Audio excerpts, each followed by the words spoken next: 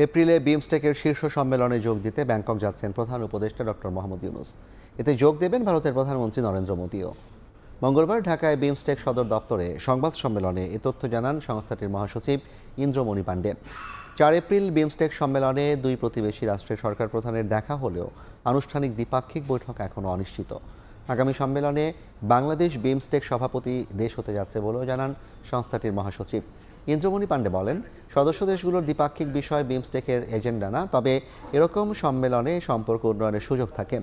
এ সম্মেলনে আরও যোগ দেবে সদস্য রাষ্ট্র থাইল্যান্ড, ভুটান, নেপাল, শ্রীলঙ্কা, মিয়ানমার রাষ্ট্র ও সরকার প্রধানরা।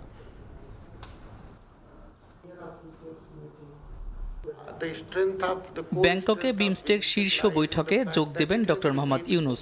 সেখানে ভারতের প্রধানমন্ত্রী নরেন্দ্র মোদীর সঙ্গে তার সাক্ষাৎ হবে। তবে দ্বিপাক্ষিক বৈঠক হবে কিনা তা নির্ভর করছে দুই দেশের উপর।